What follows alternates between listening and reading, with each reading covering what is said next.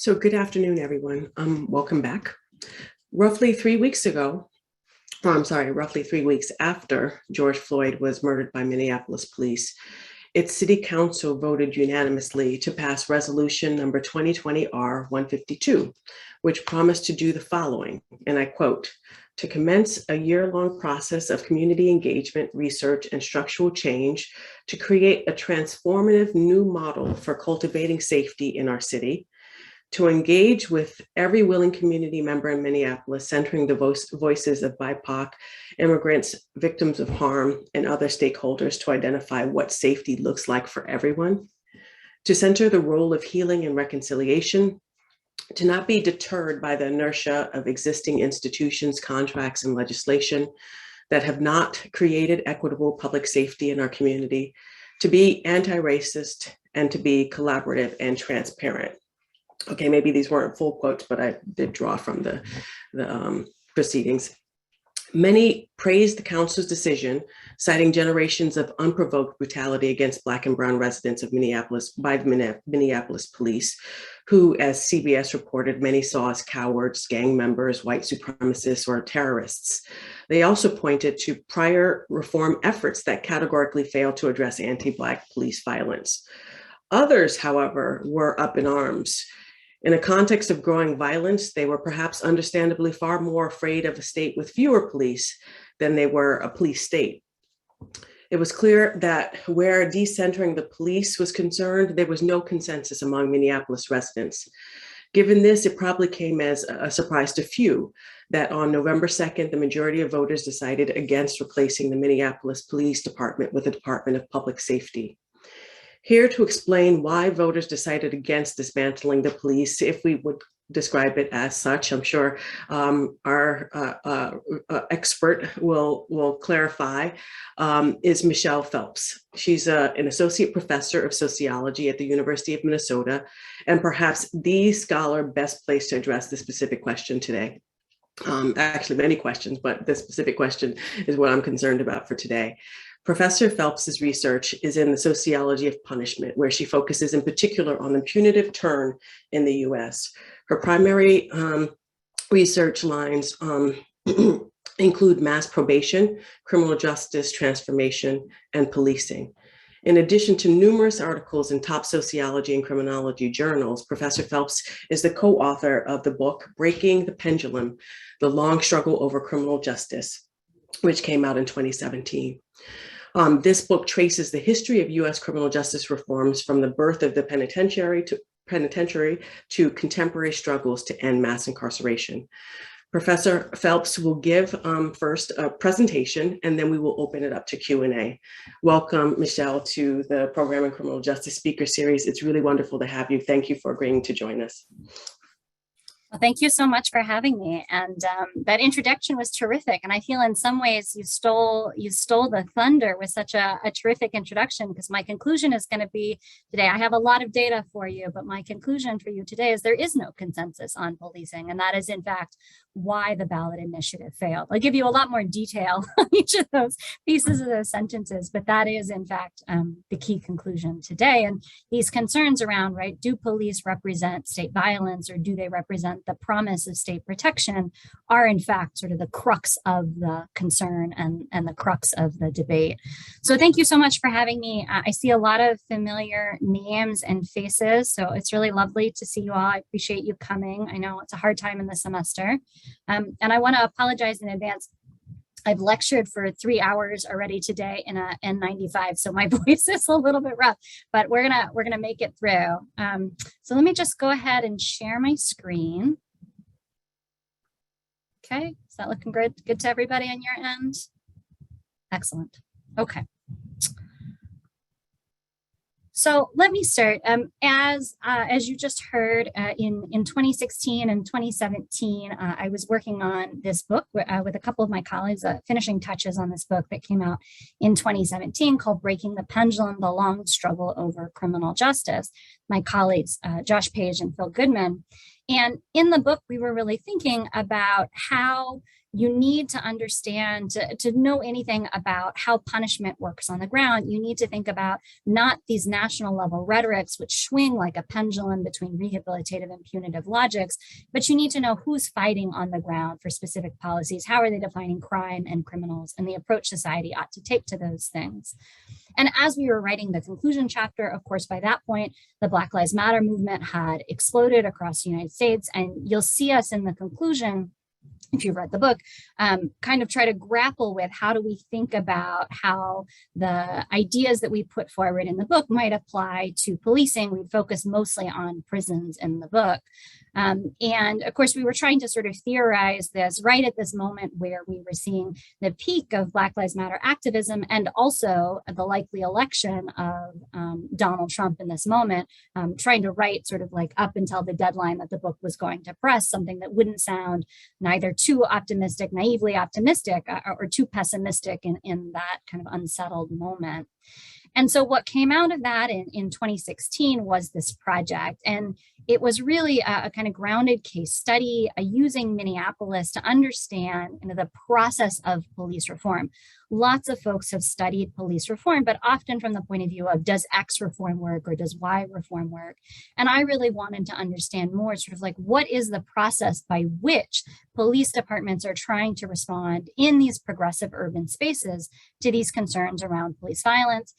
Who are the actors who are fighting for change in this space? How do they define the problems in policing and their solution?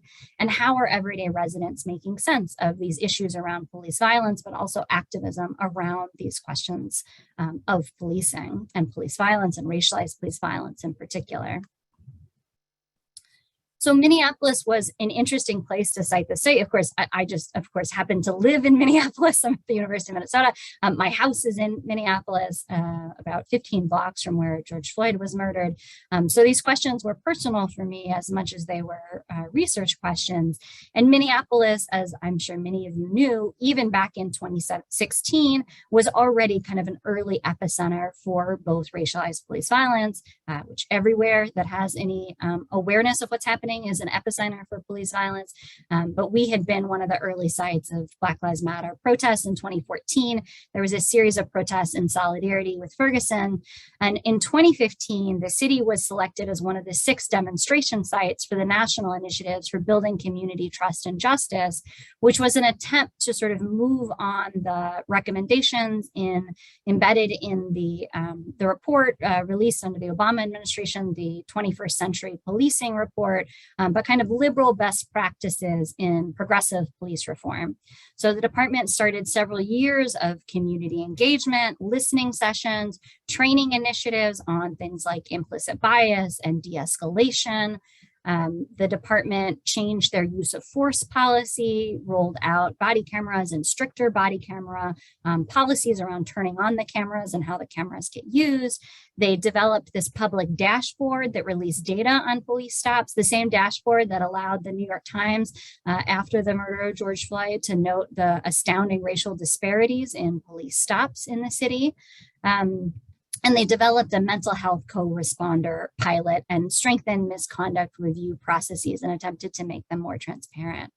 But during these years where the department was engaged in all of this kind of standard issue, now we can think about it as in a democratic policing reform, they were also rocked by a series of high-profile police killings, starting in 2015 with the killing of Jamar Clark, which is sort of the first high-profile police killing during the Black Lives Matter era by a Minneapolis Police Department officer.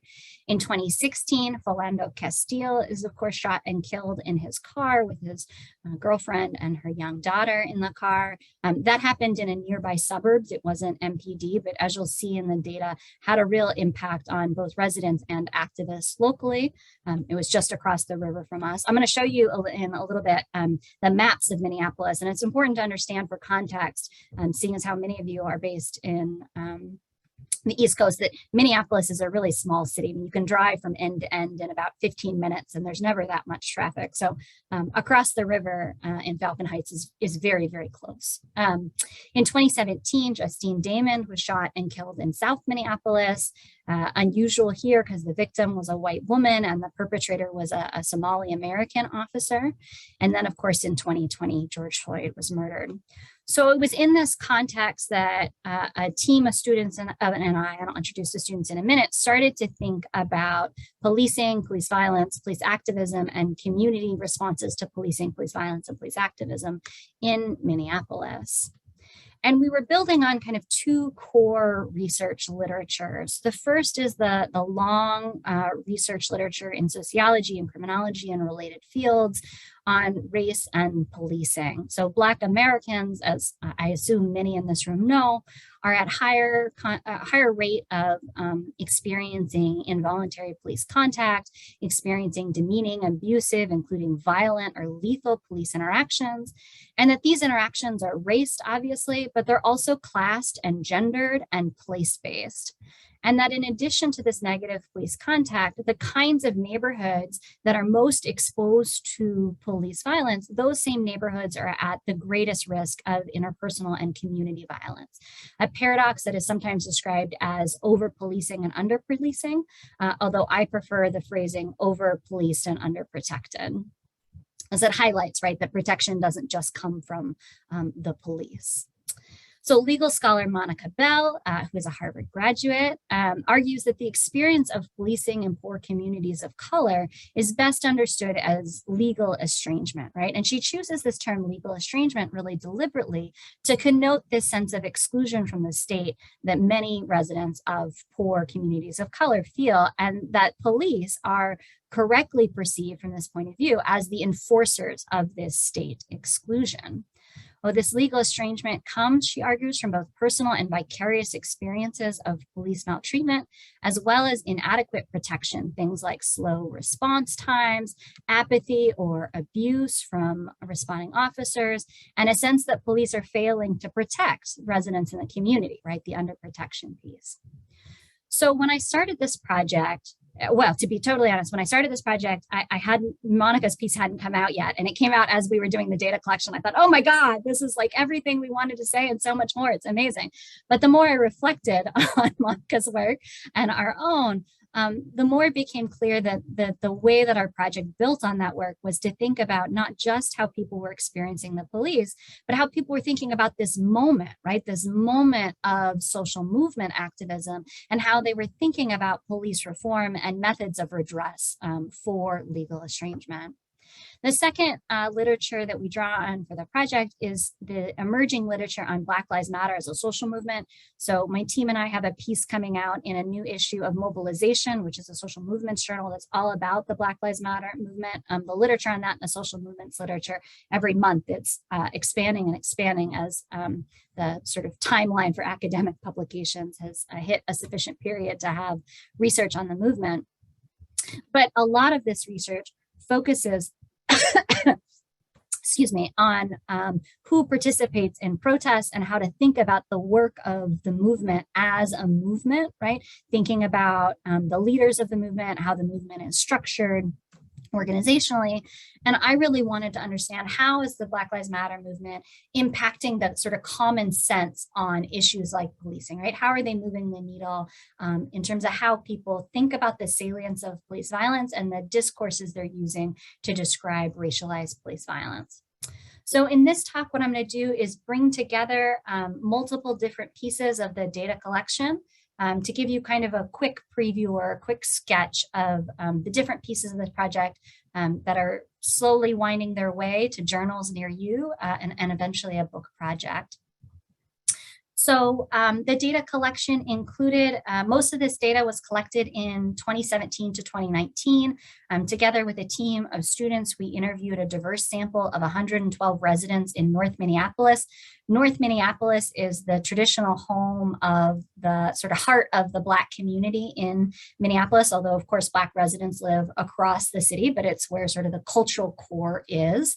And it's the neighborhood with the sort of most concentrated police citizen contact in the city and the site of where Jamar Clark was killed back when we were starting this data collection. We also interviewed 25 activists and professionals who were involved in the policing field in various ways, people who led activist organizations, which are the interviews I'm going to talk most about today, but also people who led, the Police Review Commission, the Police Conduct Review Commission, journalists, political leaders, kind of everybody that had sort of key roles in what I constitute as the policing field, although I won't talk about that much today. We also observed several dozen events, vigils, forums, hearings on policing issues, city council meetings, state level panels around police violence, and then vigils for the victims of police violence, and of course, protests around police violence. And we had thought in 2017, we had sort of wrapped up data collection. 2019, we had wrapped up data collection and were analyzing our transcripts and starting to write up the pieces of this project. Of course, summer 2020, George Floyd is murdered, and I immediately kind of restarted the data collection because it was so clear that something really new and different and important was happening in Minneapolis. And at the time, of course, because of the pandemic, the city council hearings, the rallies, many of the events that I was going to observe were happening on the computer, right? And so I wound up sort of pivoting it to a digital ethnography in 2020 and 2021. Okay, so I've alluded a couple of times to the we. This is the we of the we. This project started actually because Santino, who at the time, Reynolds, was an undergraduate at the U of M. I had already started the interviews with activists and organizers, but he came to me and he said, I want to do a McNair with you, a summer fellowship. And I said, great. And I said, this is what I'm working on now. What sounds interesting to you? And he said, we really need to interview residents. And I said, all right, let's do it. And in fact, that's how Ashley and DeAndre both came to me as well. They both really wanted to sort of be a part of this moment and research that was working on these issues. And we eventually got some small grants at the U to start to pay for RA time. And then Amber Joy Powell, who will be starting a job soon, just came in and became the lead RA and did about half of the Northside interviews. And then Chris Robertson, Amber Joy Powell, DeJuan Frazier, and Annalise Ward are all co-authors with me on various pieces that I'm going to be presenting snippets of. So this is very much a team-based effort, and all the students on the project are spectacular, and some of them will be on the market soon, and you should hire all of them. Okay. So this is the outline for today. I'm going to start by talking about how the activists in Minneapolis had organized their work and this emerging split in 2017 between the folks fighting for reform and the folks fighting for police abolition. Then I'm going to transition to the Northside interviews to talk about the view from residents' perspective, and then I'll transition to the post-George Floyd period and this effort to quote change the, or not quote, hashtag, sorry, change the charter or amend the city charter to replace the Minneapolis Police Department. So ultimately, as I said at the start, what I'm going to argue here is that the charter amendment failed in this attempt to replace MPD with the Department of Public Safety because city leaders, activists, and residents have multiple and contradictory understandings of the problem in policing. So despite the fact that we have a broad consensus that there is a problem in policing, particularly among Democrats or people on the left side of the political spectrum and in progressive urban cities, there is no consensus on how we ought to move forward from that challenge. And there is really no consensus about how to address the real safety concerns of Black residents in cities like Minneapolis.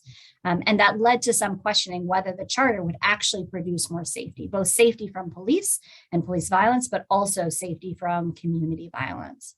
In addition, as I'll talk about today, a lot of sort of elite white forces in the city mobilized against the charter amendment. And I'll talk a little bit about what I found from talking to white Northsiders about how to sort of understand white liberals' resistance to transformative changes in policing.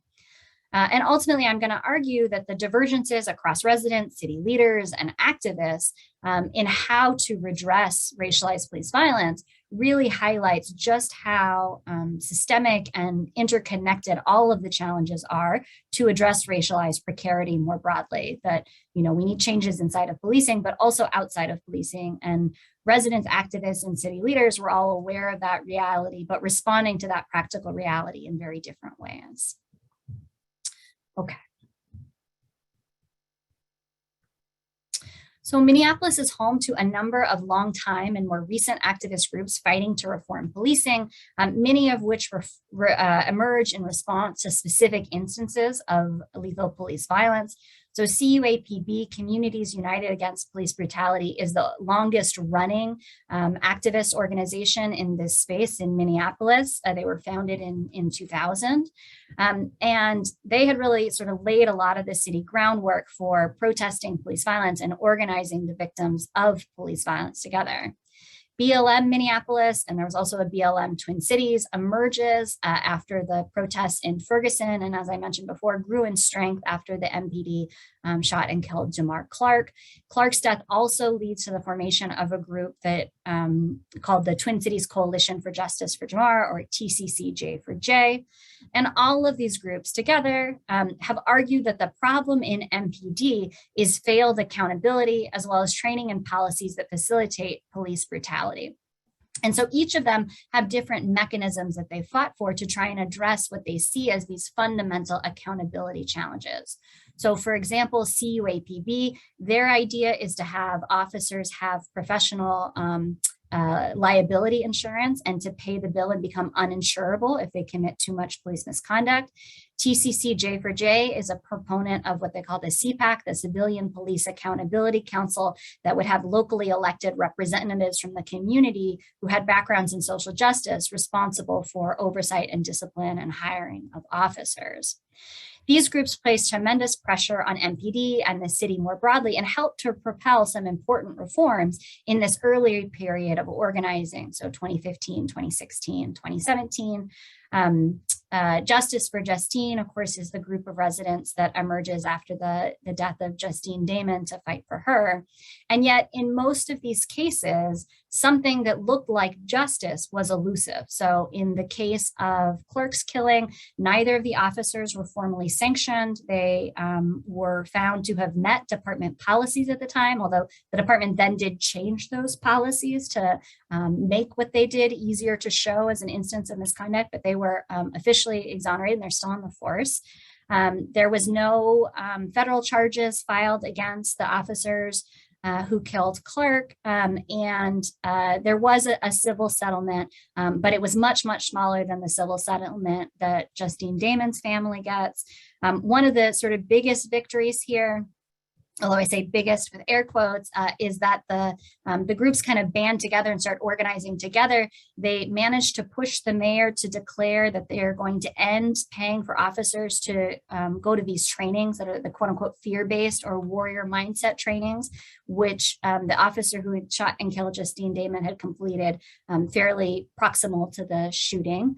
And the very next week, what happens? The mayor says, we're banning this training. We're not going to pay for it anymore. The very next week, the union comes out and says, the head of the union, Bob Kroll, who you may know as the person who introduced Donald Trump when he came and talked in Minneapolis, Bob Kroll announces to the press that he will pay for any officers to complete the training, becoming kind of a champion among officer unions across the country. So as a result, by 2017, 2018, these groups have started to band together and start to fight the union directly, right? They decide that the only way to get at these accountability issues is to challenge the union. And they form this sort of super group, Minneapolis for a Better Police Contract, that attempts to fight for getting civilians and community groups involved in negotiating the police contract with the city. But a different group of activists pursues a really different route at this juncture. A different group shunts off. Oh, sorry, hold on. I have one quote to read before I move to the abolitionists. So this is a CUAPB organizer in 2017. I asked her, what is the biggest barrier to changing policing today? She interrupts me. She says, you don't even have to finish that question. I know what the answer is: accountability. Until we have some real accountability, this stuff is not going to get better. Yeah, because you can make all the nice policies, but you don't enforce it. And just to give you a sense of why I'm telling you all this now, this is going to come back when the charter amendment comes up. These groups are going to argue that the charter amendment does not address any of these accountability concerns. And they're going to actually come out swinging against the charter amendment, despite being longtime anti-police violence grassroots organizations.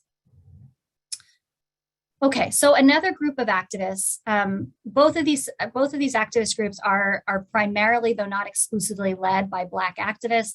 The folks who split off and form the police abolitionist groups tend to be slightly younger, but these are all sort of majority Black organizers in their 20s and 30s. The abolitionists skew more towards their 20s.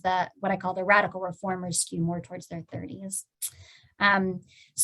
This is an organizer who goes on to form an abolitionist organization, one of the co-founders, and he's talking to me in 2018, and I asked him sort of about the history of their organization, and what he says is this: we were traumatized and doing direct actions to try and force some type of change, but there wasn't a deep, solutions-oriented systemic analysis at that point. We were asking for the same things we've always been asking for, which is prosecution of the individual officers, which is additional constraints on police behavior, harsher union contracts, crisis intervention training, and others like that.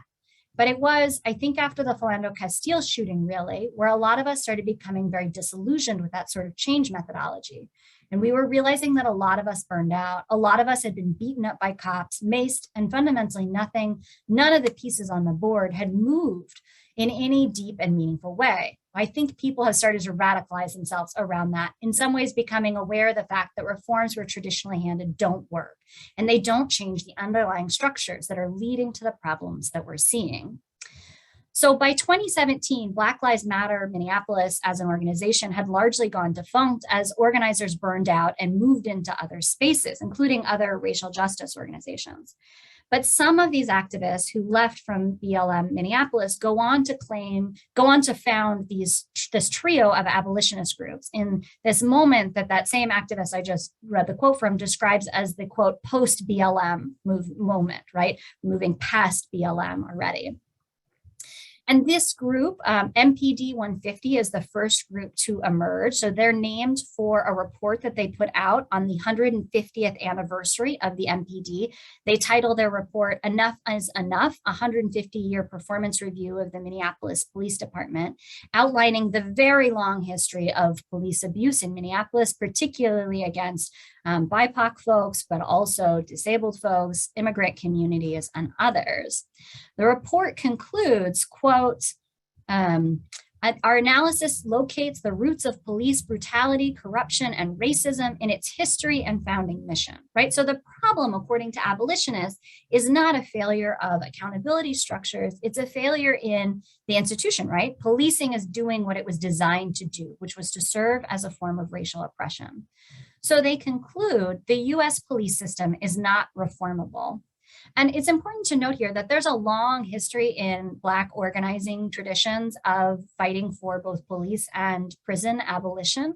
And many of the activists who go on to form this trio of abolitionist groups had initially fought for those standard reforms, as the organizer has said a minute ago, but they come to burn out, they come to be disillusioned, particularly after Philando Castile, the officer who shot and killed Philando Castile, Yanez, he is indicted and he's tried, but he is ultimately acquitted.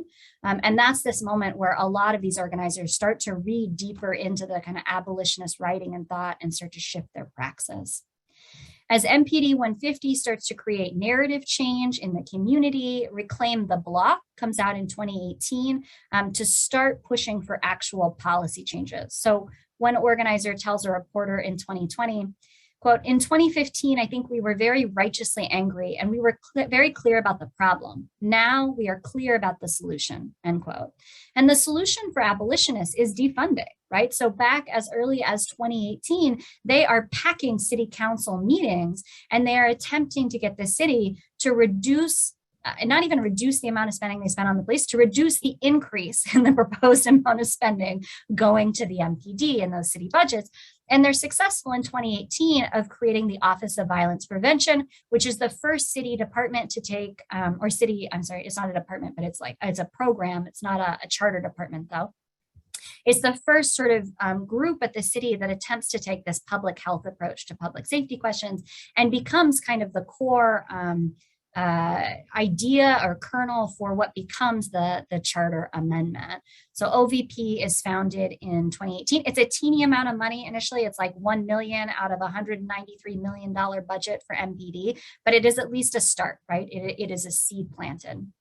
And Black Visions is pretty quiet until 2020. Actually, they were sort of working in the background, kind of building up organizational capacity, but they emerge as sort of the public face of this trio of abolitionist groups. And they very much are a connected trio. That most of the activists who are associated with one are associated with others, and they act in coordination. So they're sort of a group organization rather than three distinct organizations. Okay. I see a comment in the chat. I'm not sure if I'm supposed to be paying attention to this, but yeah, the chat says the Black Panther Party for Self-Defense originated in precisely this kind of environment of unchecked and unaccountable police violence. Yeah, so not only that, right, but the Black Panthers attempt to both do community control or to push for, fight for community control of the police and of city budgets, and also an initiative to police the police by following the police around and being armed and confronting the police. And I won't be able to get into this because of time limits, but in 2020, as the sort of radical reformers square off against the abolitionists, both claim their heritage going back to the Panthers, and both claim sort of different understandings of like what the Panthers would have fought for today vis-a-vis policing. So TCCJ for J says, yeah, CPAC is a Panther idea, and the abolitionists say the context has changed, like that is no longer what Panthers would call for. They would call for total abolition.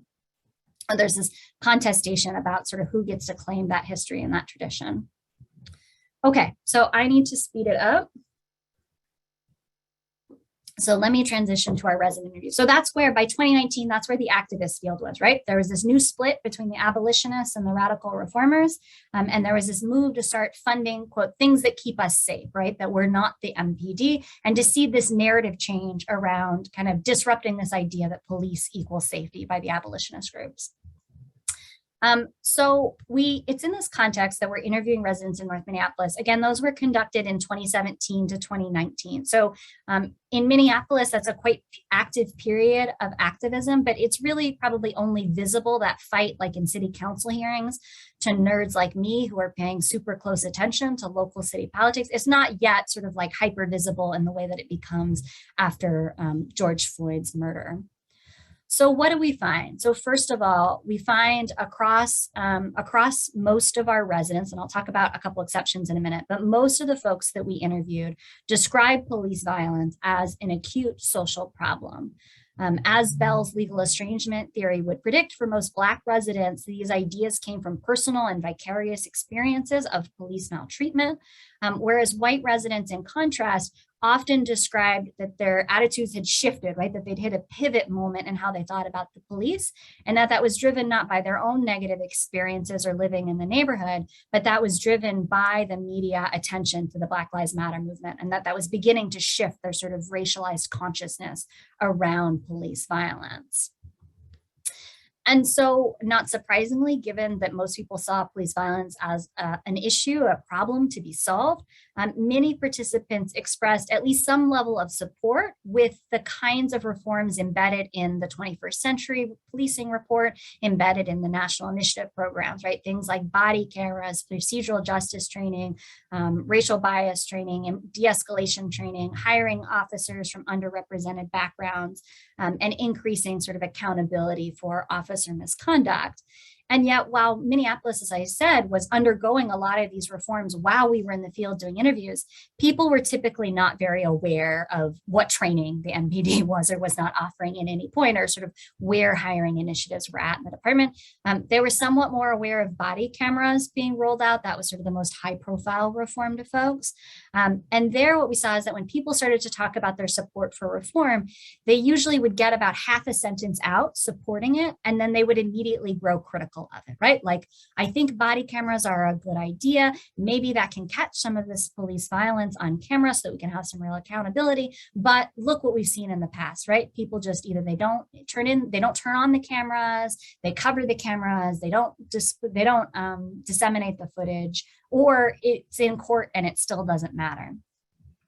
And this critique about sort of the radical possibilities of police reform was much, much stronger and more pronounced among Black residents. So for white residents, first, more white residents, they were still a minority, but more white residents denied police violence was a problem altogether. And then second, among the white residents who did identify police violence as a problem, they often saw it as the quote unquote work of a few bad apples, right? That it was this small problem that most police officers were doing a relatively good job, that yes, we needed to change things, but that, you know, police were here to protect us, right? And that we just needed to make them more anti-racist, and that would solve these problems. Whereas in contrast, Black residents were much more likely to see police violence as dire and systemic, right? So bad apples had spoiled the bunch, as the saying actually goes. So a couple of quotes just to give you a sense of these transcripts. My slide will advance. There we go. Teddy, who was a man of color in his mid-30s, he says, "I don't feel safe with the police, period, because I've been targeted too much by the police jumping out at me, violating my rights, putting my life in danger." This was actually in response to a question about whether he felt safe in the neighborhood. We asked first about neighborhood level conditions, and he immediately jumped to police, right? And to police jumping out on him. And then we're talking about body cameras later in the interview, and he says, you know, police officers down south killed a man on camera. In front of the whole world, she kills him. And she didn't serve no time, didn't get convicted. So why even record it? Why even have it on camera? Why even say bring a body cam, dash cam, whatever? What use is that?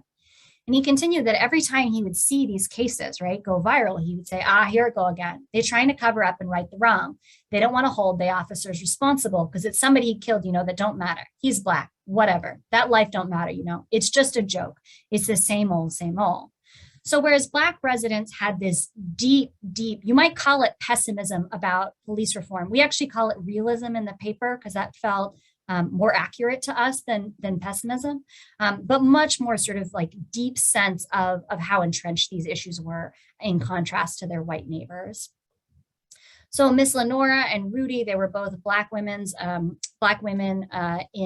who were adults. Rudy is in her 30s, Miss Lenora is in her 60s. Ms. Lenora says, they, police, think of us as animals and dogs. So until that changes, which ain't gonna happen no time soon, it's just another day, another time, because they fear our Black faces, hate our Black faces. So a lot of Black residents connected really eloquently police violence with racism more broadly in society, right? The problem wasn't policing, the problem was racism. As Rudy says to us, we're still dying quicker than we can affect change. I don't want to be dead before I experience a neighborhood where I feel safe when the police are around. We all deserve to feel safe in our homes and our neighborhoods. We all deserve to have policing in our communities, or ways of managing things in our communities that are like helpful and positive, that build rather than tear down and destroy. So as these quotes sort of hint at, about 1 in 6 of the residents of color we interviewed demanded more radical changes in policing than simply reform, right? Reform was unlikely to change fundamentally what was wrong in policing.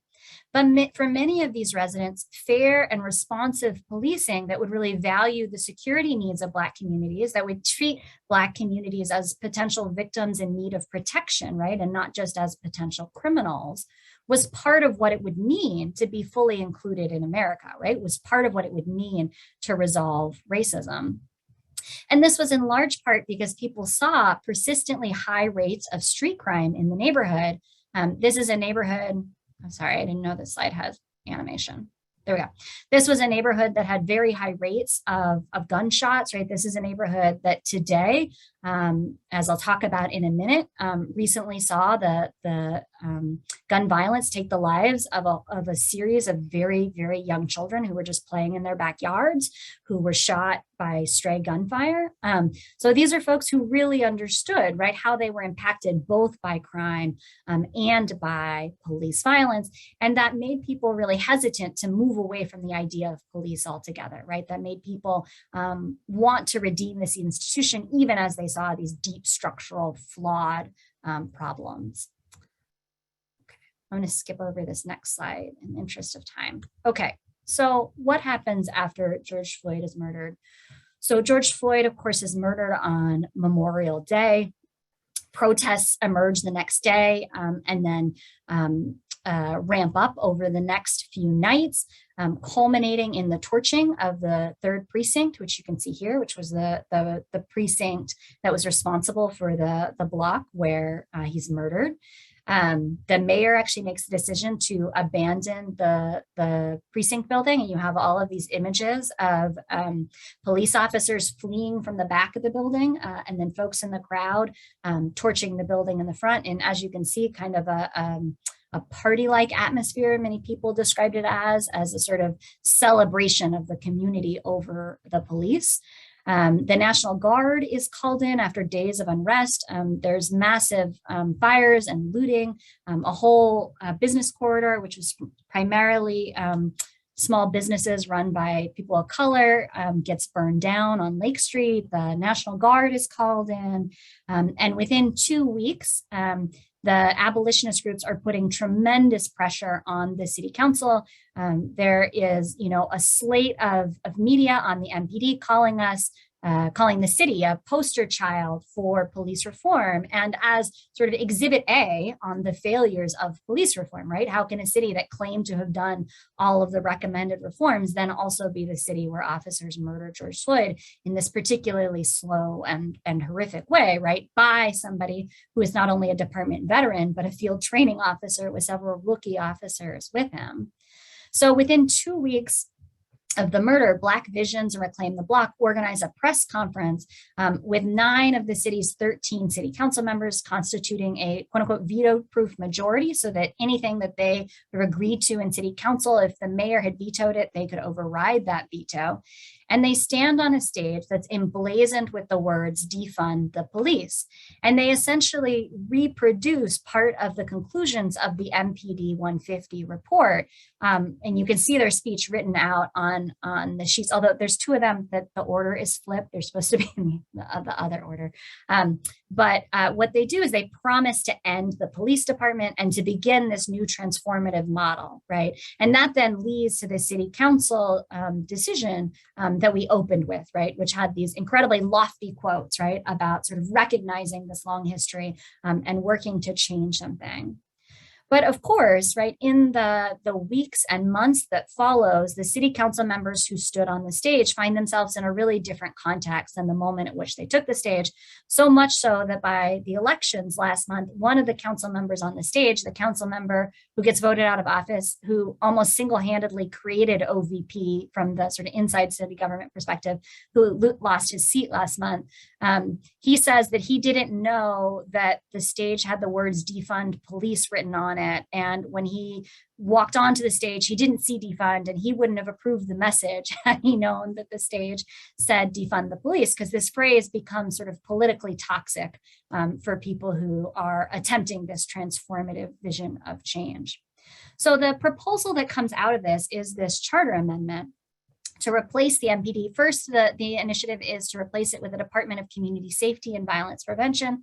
That first initiative in 2020 gets blocked by a review panel that has like a number of days to review proposals before they go on to the ballot. They basically run out the clock, which prevents it from hitting the ballot.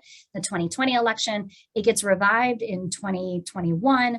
There's a series of lawsuits led by a group of both Black city residents in North Minneapolis who are against the charter amendment, and then on the other opposing side, largely Black activists supporting the amendment. But through this series of lawsuits and negotiations, they decide on this final ballot language. And the final ballot language says, and for context, this is, the city's charter is sort of its organizing document, and some departments in the city structure are laid out in the charter. And so MPD is laid out as a protected city department in the charter. And in that charter, it also specifies that there's a mandatory minimum number of officers per population that the department has to maintain, a provision that the police officers union fights for in the 1960s, and sort of the start of the police union in Minneapolis being a political agent.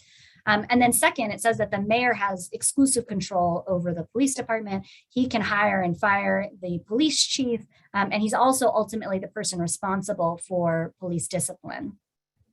So the ballot language says, shall the Minneapolis City Charter be amended to remove the police department and replace it with a new Department of Public Safety that employs a comprehensive public health approach to the delivery of functions by the Department of Public Safety, with those specific functions to be determined by the mayor and city council by ordinance, which will not be subject to exclusive mayoral power over its establishment, maintenance, and command, and which could include licensed peace officers or police officers, if necessary, to fulfill its responsibilities for public safety. So obviously, this is the easiest sentence you've ever tried to read, very clear governance. But what it did essentially was just strike out in the city council the entire section on the police department and just write in a new one, right? That didn't have that mayoral control and didn't have the minimum number of officers. So in practice, this was a route to defunding, but didn't necessarily have to entail defunding because it allows the city to reduce the number of police officers and hire more alternative kinds of first responders or other public safety staff who would be in this new department, right? It basically, if you think about the police budget is largely driven by the number of officers, it frees up the police budget from this mandatory minimum.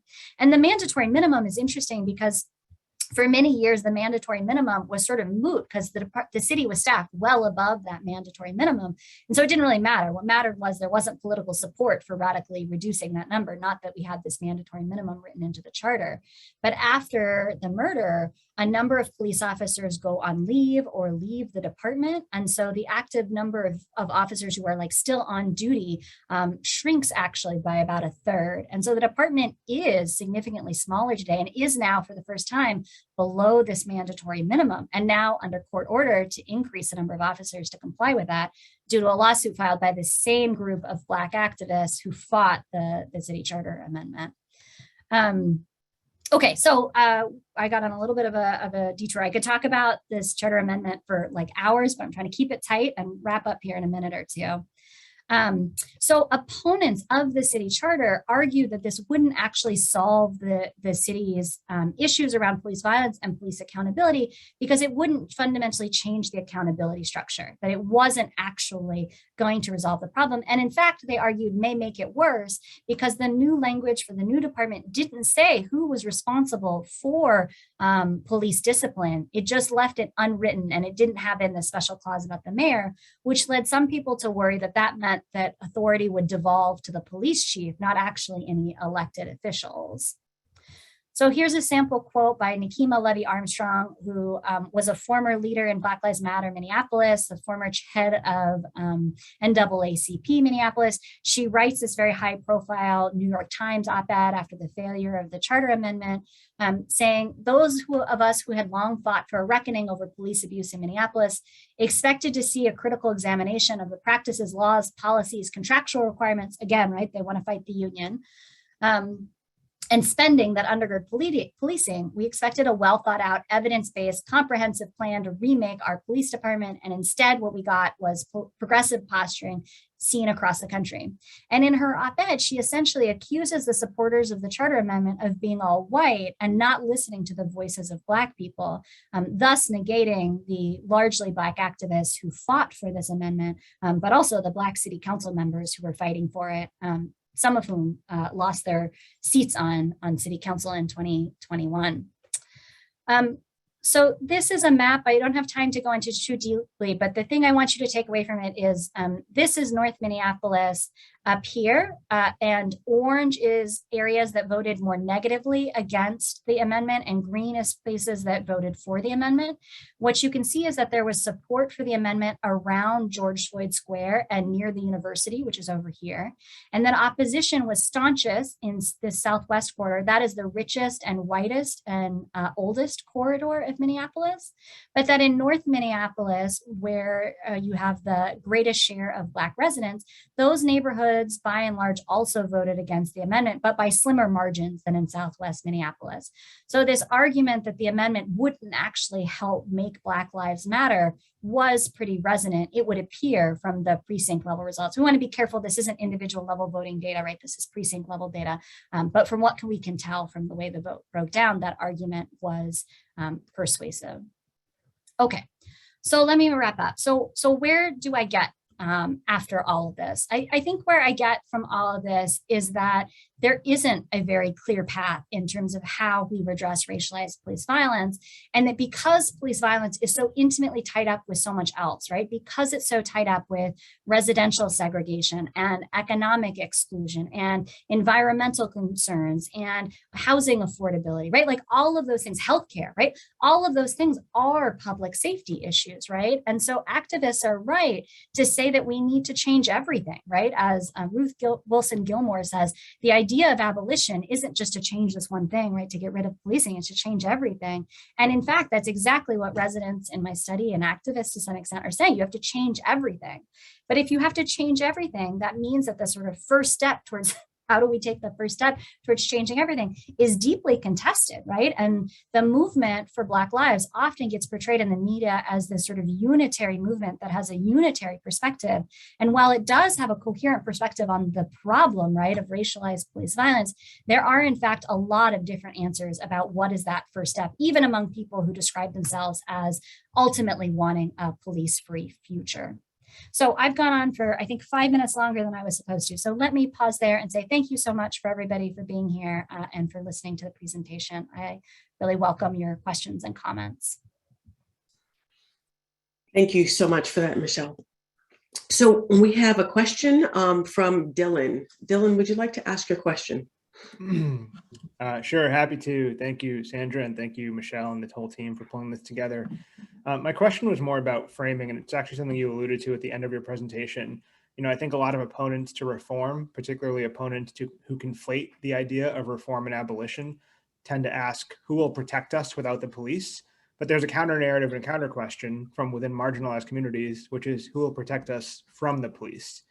And so I'm curious, from the historical context you provided, looking at some of the data you shared, why do you think the without carries more resonance for policymakers and for voters than the from framing on that question? Sure, thanks for the question. I mean this in the best of ways, but I think that's more of a comment and a question. And that I think you're absolutely right that there is this like tension, right? And one gets listened to more than the other. And, I think part of it is, of course, I didn't get a chance to talk about this so much, but part of this is that there are a lot of sort of vested interests in sort of the established quo, right? So the business community in Minneapolis, which is largely white, comes out swinging very hard against the Charter Amendment in all the ways that you would expect, and creating this sort of fear-mongering language around like, we're going to have no police tomorrow.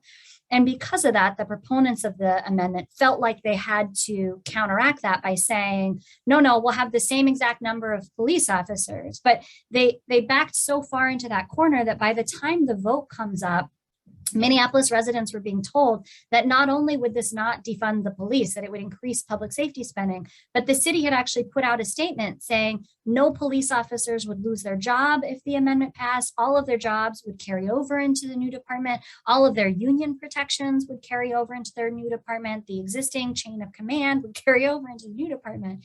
And so by the end, it was like unclear, like, what it would actually be able to change, right? If all it would do, it sort of became synonymous with kind of changing the name of the department. And that I think was effective kind of pushback. But more generally, I mean, I think it's just like, we're so used to thinking about individual harm, and we're so used to thinking in like not in structural terms about violence. And we're so used to thinking about police and prisons and the punishment system as the response to harm, that I think it's much harder to generate sort of sustained attention and consciousness to address police violence than it is to address community violence, right? Like people know how to address community violence with more policing. It's much harder to sustain attention to say, yes, there's community violence, and what we need to solve that is affordable housing and economic opportunities and better schools and environmental remediation. I mean, it's a more complicated approach than like, if we just give more money to police officers, we can say we've done something here.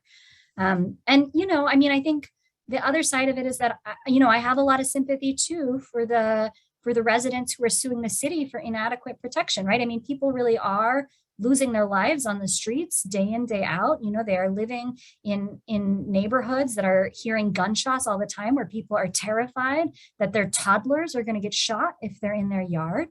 And people want an immediate response to that. And people's knee-jerk reaction, even if they're very aware of police violence, is often more police. It's just the sort of politics of protection are very, very complicated.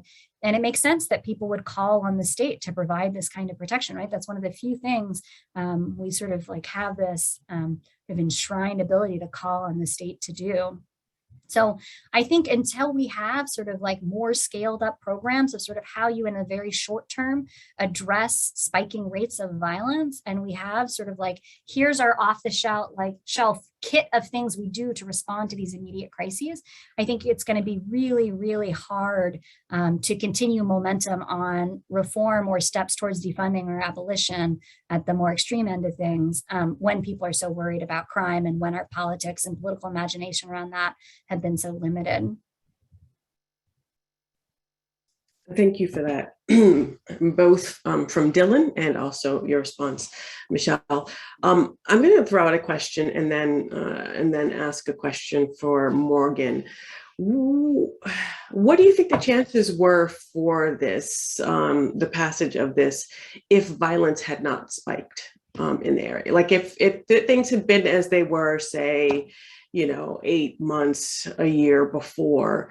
Do you think the chances, what do you think the likelihood would have been that this would have gone through? Mm-hmm. Yeah, I think violence matter. And I think it's not just violence, but it's also the departure of so many officers and the perception, whether right or wrong, by residents and city leaders, that the two are connected.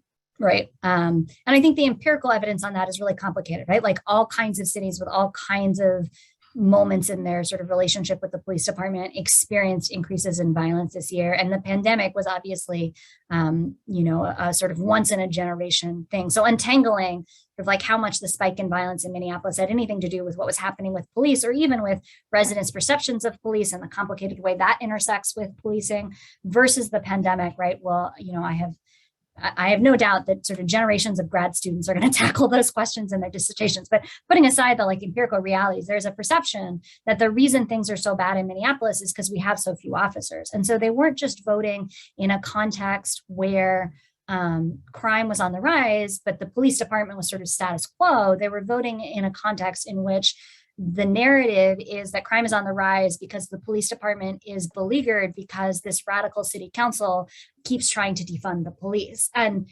many people think that the Minneapolis City Council did defund the police, right? And they didn't. But, we saw, if the consequence of defunding is supposed to be that you have few officers, that consequence is here, but not because their budget went down. I also think just like had the vote happened in 2020 versus 2021, in 2020, I mean, I think there's this tension. I think we as a society can hold on to a set of concerns for only so long before the attention fades. And it feels like attention on police violence and attention on community violence are always in tension. And it's like we can only sort of maintain sort of public consciousness about one or the other. That's not to say, of course, there are lots of activist groups that are fighting both, some fighting both simultaneously all the time. But at the sort of level of the sort of political discourse, it's like we ping pong totally erratically between one or the other. And so I think certainly spikes in crime and people feeling vulnerable to crime ping pongs you away from police violence and towards a focus on community violence. That said, the first iteration of the charter amendment was a little bit strange, and in both, it was just it was very detailed and laid out job description for the commissioner. It just had some very weird pieces of it, but it also both versions of the charter amendment were an attempt to appease between reformers and abolitionists. And the compromise measure was that the department would not specify that it would include police officer, would do it in this roundabout way, right? So the first version is the department includes language that says the department may include peace officers. The one that goes up for a vote says can include if necessary. And so they just opened themselves up, I think, because they were trying to court all of the folks in Minneapolis who really support police abolition and wanted to clear the pathway in the city charter to do that in the sort of medium term future, I think that really put them on the offensive then to say like, no, but this actually is an abolitionist proposal, is it not? And gave their opponents a lot of ammunition. And so one of the interesting counterfactuals, I think, would be if you had split up the vote and you had said, vote first on, do you want a new Department of Public Safety that has this more holistic approach, but that has this mandatory minimum number of officers? And then you separated the question of, do you want to get rid of the mandatory minimum number of officers? I think the vote would have been divided on those two questions in either year. And in fact, the mayor who has pushed back against the abolitionists very aggressively and got reelected on that campaign, saying, like, I was the tough speaker who pushed back against this radical rhetoric and I stood my ground. Now you all see that I was right. He gets reelected, but even he has made noises that we will, in fact, create this Department of Public Safety and we will expand alternative first responders. So the city is in the process of scaling up an alternative program for mental health first responders with a non-law enforcement response. So, I think this idea of there being no police is really complicated to get enough political consensus on. But I think this idea around let's replace some of the calls that get a police response with other kinds of responses, and let's think about these more holistic approaches. I think there's actually a lot of consensus and hope for that. And maybe this is naive, but my hope is that if we move towards that helps to build more consensus for the kind of ultimate radical vision of, look, now we have these alternatives. We can really give you a concrete sense of like what it means to respond to these kind of calls without law enforcement and what that looks like.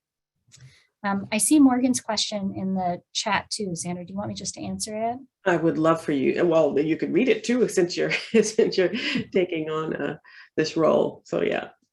Sure. Okay, so Morgan says, thank you so much. I can't ask this over audio, but if there's time, what are the implications of this lack of consensus? What types of consensus or agreement should we be going for? Yeah, I mean, it depends. I think what day you ask me how I think about this. I'm not somebody who thinks, and I should say as a caveat, like I'm a policing scholar who is moving into the social movements field, but I wasn't trained as a social movement scholar. But I don't think there's any reason to think that you need movements to have kind of a cohesive consensus, right? Movements have always had diversity of opinions. And, our sort of sanitized version of the civil rights movement is that was sort of one unitary vision. And of course it wasn't, right? And we know that if we think for 2 seconds about it, right? We see those debates within the movement. And to some extent, those debates can be really productive, right? If you think about sort of like what is the power of having a radical flank to make sort of these small incremental steps possible by pushing for even bolder changes, right? I think the challenge in Minneapolis has been that because these different activist groups and different sets of Black actors have all sort of credibly claimed to represent the sort of Black community members that policymakers at least claim to care most about, that it's created sort of more pressure for this political stalemate, particularly around this, like, do we need more police or less police question?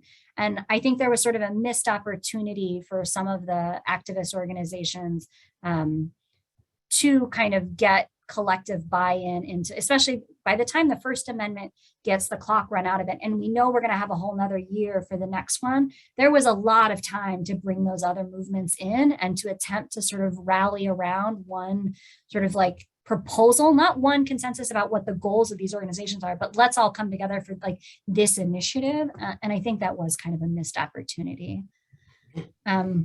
I see Rose has her hand up, but Mark just says, I think this is just more of a comment. While the focus is on the amendment losing, it can be argued that it's quite remarkable that it got the level of support that it did. And so, yes, I think that's absolutely right. And, if you had told me a couple of years ago that an amendment that said, we'll replace the MPD with a department that will include police if necessary, that would get, 40% of the vote, I think that would have shocked me a couple of years ago. And I think it's important to keep sight of that. Like, And I don't think you get to the Powderhorn Declaration until you got to I didn't get a chance to talk about this, but the 2017 elections bring in this whole slate of progressive city council members, including two Black young reps from Northside, one of whom was like a very public face of the 4th Precinct occupation after Jamar Clark's killing. So like each of these movement actions builds on the next one and builds momentum for what's to come. And I don't think this is the end of the story in Minneapolis at all. And I would be very surprised that if some other kind of amendment that attempts to do some of these similar things doesn't wind up on the ballot in future years. So before we move on to Rose, we have a question that was posed directly to me by Judith. Judith, would you like to ask your question? Sure. I'm a resident of, well, I'm no longer a resident of Minneapolis. I just moved 3 months ago. But I lived in Longfellow neighborhood, Cooper neighborhood for 15 years, and in Uptown for 50. I've lived all over Minneapolis, so I'm very familiar with Minneapolis. And the people in my neighborhood, of course, it's a rather liberal neighborhood and very much concerned about racial justice, etc. But we were not willing to vote for that amendment because we have seen such poor practices by our city council. Number one, there was no plan. As you already said, there were a lot of different ideas about a plan, but nobody could explain on the city council what the plan would be. So my question to you is, not only is there a high disrespect for some of those council people that the last thing we wanted was them running a public safety program. But there was no clear plan. And people would say, of course we need reform, of course we need to change, but we can't leave this in the hands of the mayor or the city council. So we got to wait till there's a lot more clarity. Did you find, you mentioned nothing about the city council except that they proposed it. I'm wondering if you found that the dissatisfaction with the city council had anything to do with the fact that people were not willing to vote for the amendment. Yeah, thank you for that. Yeah, I didn't have a chance to talk about that because of time interest, but I think that's right. And that was, in fact, when the groups I call the radical reformers pushed it back against the amendment, one of their key concerns was that in eliminating the exclusive power of the mayor, that sort of by default pushed more power back to the city council. Although, like, there's this sidebar that's very complicated in that residents were also voting on a separate charter amendment, which would essentially structure all city agencies to have more mayoral control. That was question one. The public safety was question two. And so question one did pass. And if question one had passed and question two had passed, then we would have a Department of Public Safety that was under the control of the mayor. At least that was the understanding of the lawyers, or all of them were like, this might need to go to court to figure out how these two amendments work together. We're not really sure. But anyway, so it de facto would have given more power to the city council, conditional on question one not passing, which question one did pass. But I think there was a lot of mistrust of the council, including among the activists, who felt like devolving responsibility from the mayor to the city council in a context where the city council had these very public fights about public safety funding. So, they in 2020, they passed this resolution that says we're going to start a year-long process of this transformative process of engaging city residents. That turns out to be a web survey that a consultant runs in the city, but that is not a super immersive process. They almost immediately start voting on funding for police department and are super divided on it. But eventually the swing vote says, no, let's continue to fund the police department. So people on the sort of political right, which in Minneapolis is basically the center, not actually the right, but more conservative Minneapolis conservatives hated the city council because they felt that they were too radical and too lefty. And the folks on the left of the Minneapolis political spectrum disliked the city council because they felt like they were all talk and no action. And so sort of everybody was mad at them. And a lot of those elections were very, very close. So the final composition of the city council, essentially stayed about the balance of power that it was before, but basically the right swung more right and the left swung more left. And so this idea of giving more power to the city council partly depended on how all those elections went. And so I think that was part of people's concerns too. The thing about they don't have a plan, The city, so I was in this city council hearing where the city council members who were the biggest proponents of question 2 literally were in a PowerPoint slide that had a timeline, and then they were clicking to the next slide, and the next slide said, the plan, and the city attorney interrupts them and says, I'm sorry, you can't present this. And they say, what do you mean we can't present it? Here I am, I've got my slide. It's like, what's happening here? City attorney says, you creating a plan for this question would be perceived as you campaigning for it using city resources, because you'd be using city staff to develop the plan that would go into place.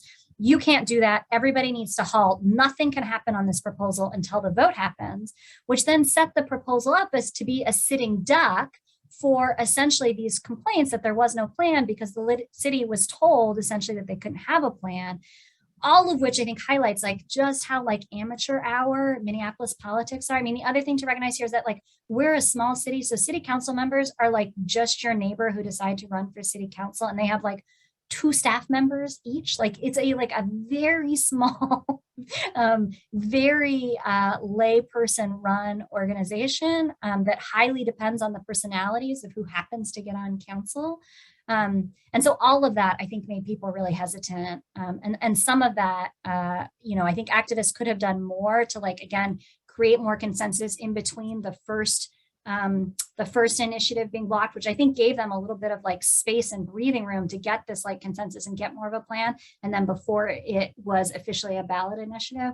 But that really didn't happen. The plan was just, we'll have a new department and then we'll figure it out. And so literally I'm teaching in my classes the week of the charter amendment, and my students are so what would happen to the union contract? And I'm that's a great question. And nobody knows. There are going to be lawsuits for a decade because nobody knows. And then I would go to them on, that would be class on Monday. And then I'd show up to class on Wednesday and I'd be oh, well, on Twitter, somebody is saying they got an email from a city office, and in that email, it's now promising to all law enforcement that nobody's going to get fired and their union contract stays. So I guess that's what's happening.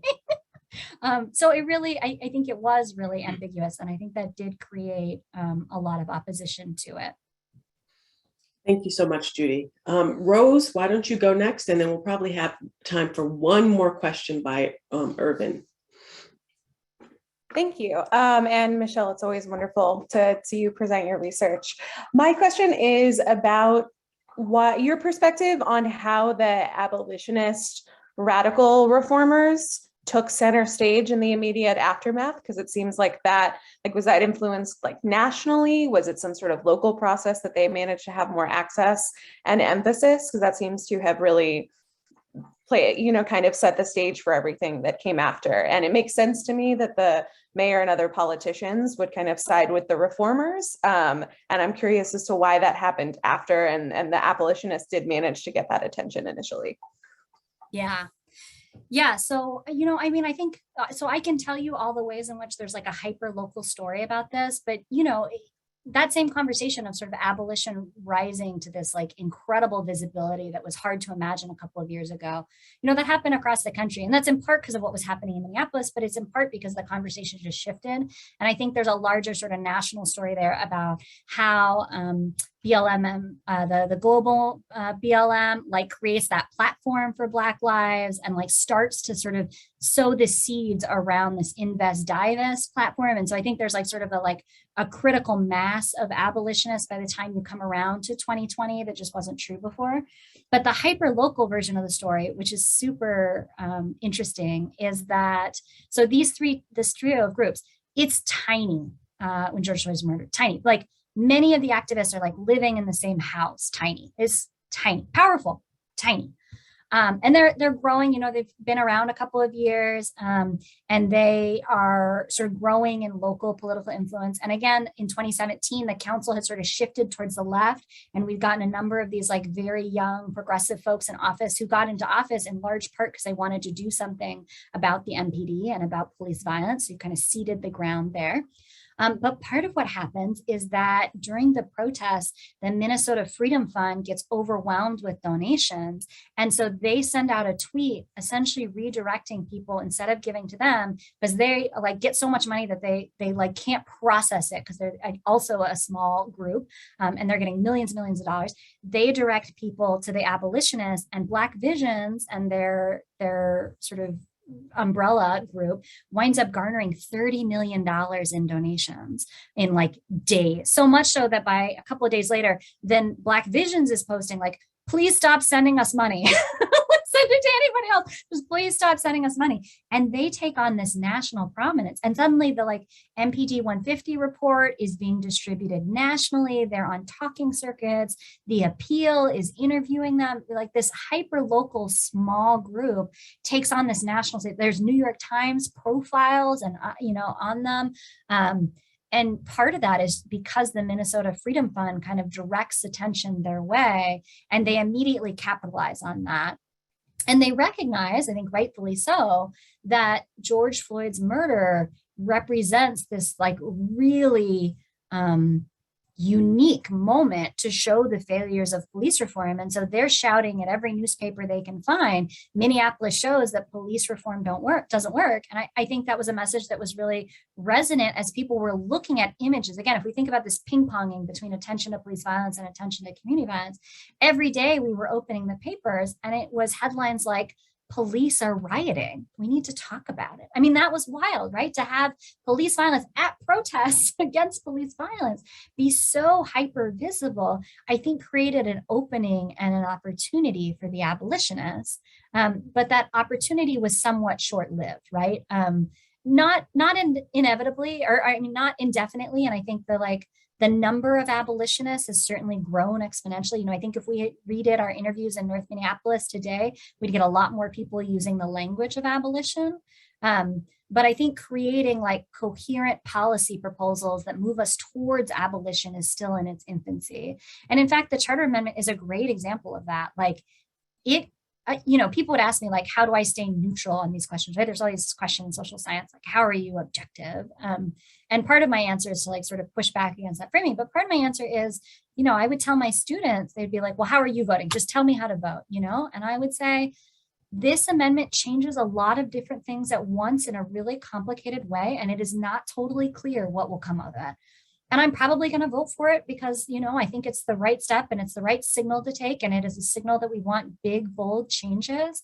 But it's really complicated. And whether this will even lead to us having fewer officers in the future is a real question mark. Like just because we have that mandatory minimum, right? We still have mass public support in the city for having a larger police force, especially given sort of where the numbers are at now. And that's the issue, right? Is the sort of like political will for all of this. And I really worried that if it passed, given that they weren't able to do any on-ramp planning, given that we're still in the pandemic, given that we're in a period of unprecedented, at least in recent years, spikes in violence, I worried that the program would fall on its face and that would be then used as evidence across the nation, right? That like, this doesn't work, right?